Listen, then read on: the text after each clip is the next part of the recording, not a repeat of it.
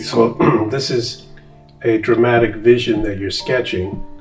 You grew up in the Soviet Union. You're traveling now in the United States.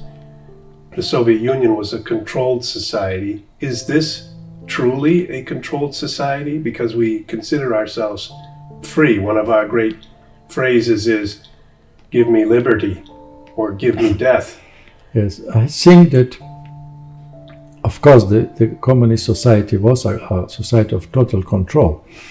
But in those times, there were not yet these means, technical means of control as today. After now of almost more than 30 years to collapse, there were not yet in those times these technological means of control. Now we have them, and therefore it is evident, as we already stated, in our daily life, in our travels and so on, the technology and our emails and our cell phones and so on are already controlled. We know this, and now with the global vaccination, it's a further step.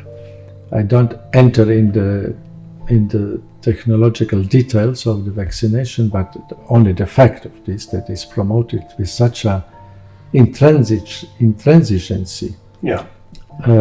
This is already a sign of preoccupation and concern.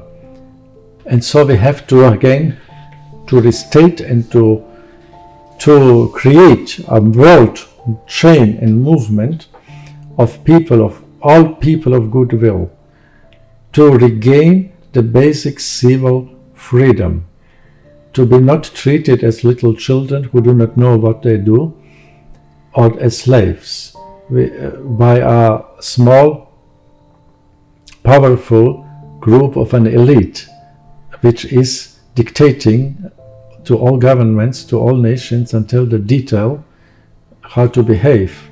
For example, in this COVID crisis, it was manifest that it is a very detailed, elaborated plan from a kind of elite group, central, who is giving the orders, the same orders and the same details, the same terminology to all countries of the world. So you're saying your evidence for the fact that for what you believe is a global coordinated effort is the very fact that the same phrases were used in different countries, the same programs were unfolded, unrolled. Yes.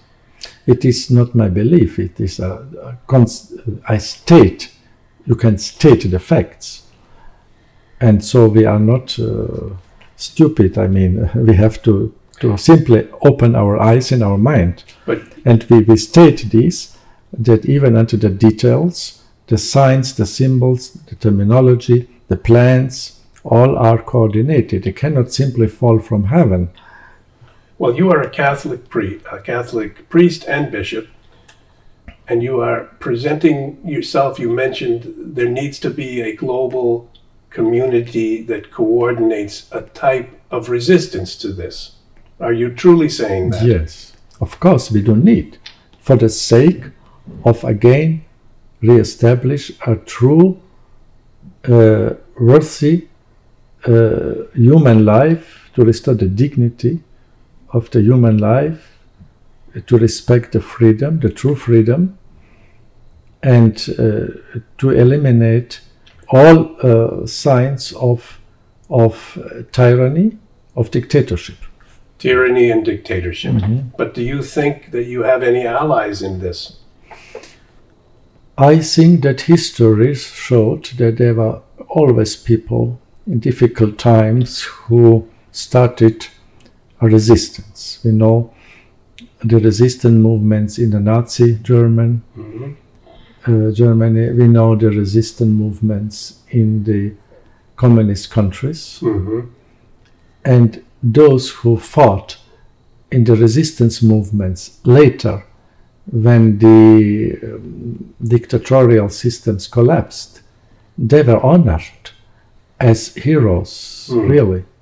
But they were persecuted, of course, in the time of their resistance. And so I think we have to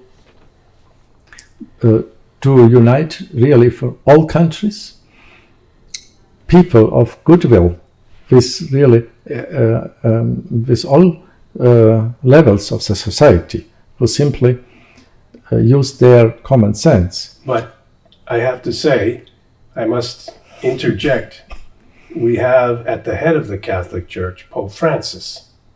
He's asked people to more or less accept and agree with and go along with this coordinated effort to create some type of global response to the virus with this vaccination, and then to accept the restrictions, the masks, etc. How can you explain that this successor of Peter could be so different in his analysis of this situation than you are, who are also a bishop in the same church?